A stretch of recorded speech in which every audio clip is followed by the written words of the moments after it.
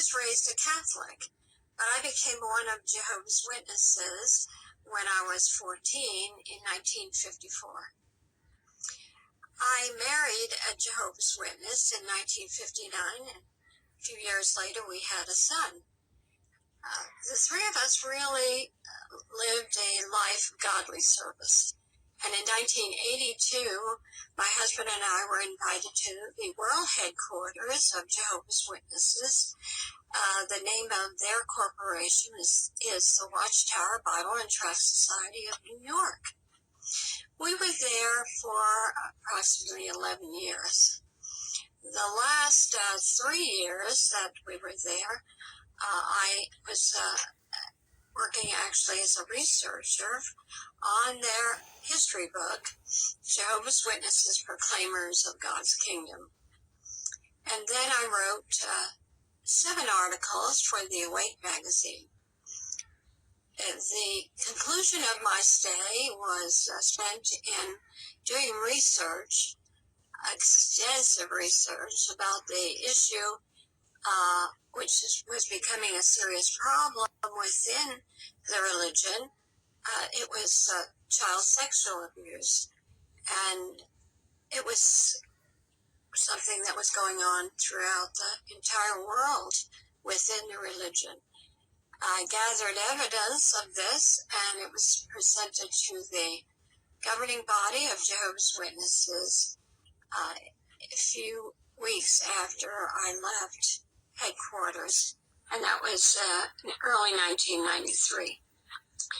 After a number of years of endeavoring to help Jehovah's Witnesses put in place good child protection policies, at the end of 1997, I quietly left the religion because I believed that Jehovah's Witnesses leaders were culpable for covering up the crime of child sexual abuse, which was committed by Jehovah's Witnesses molesters.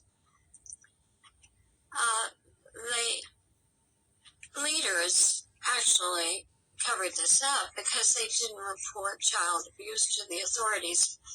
In addition, I knew that men who were known to have been convicted of child abuse in the past were being appointed to responsible positions in congregations all over the world. They claimed repentance, but once they were in these positions, they continued molesting. In 1999, I decided to make the world aware of the Jehovah's Witnesses leaders' irresponsible and negligent behavior, hoping that this way their governing body would change some of their policies and practices that did not protect children, but protect as pedophiles. Isn't that awful? But how would I do this? Well, I decided to break the 11th commandment, thou shalt not go public.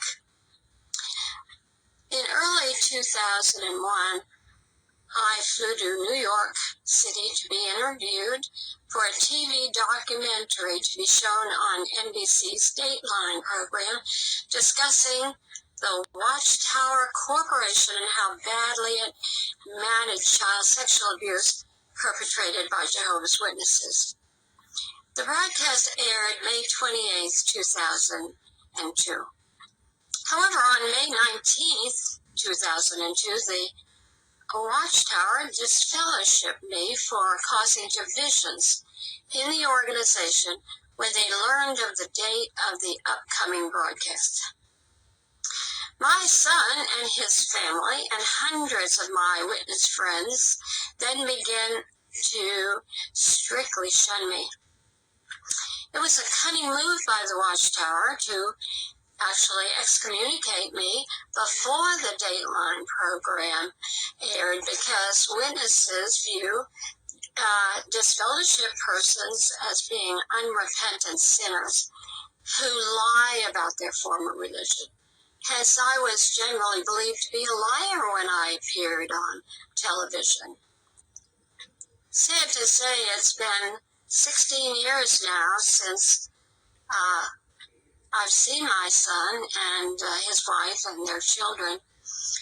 They even kept it a secret that a second child was born to them around 2006. To this day, my husband and I don't even know her name.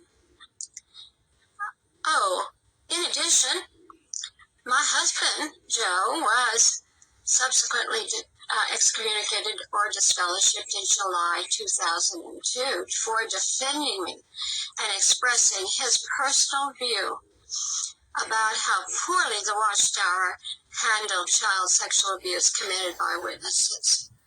By the way, disfellowshipping and ostracism is used against any Jehovah's Witness that is critical or disassociates themselves from the religion, including child abuse victims who spoke out against how their cases were handled.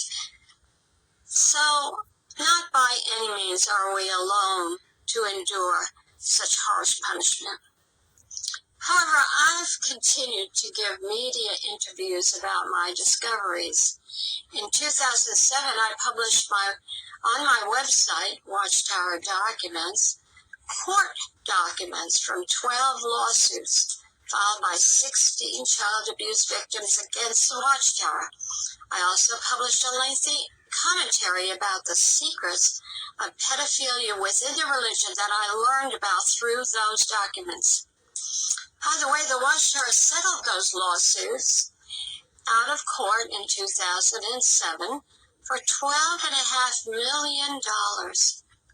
Since then, many of the lawsuits have been filed against the Watchtower.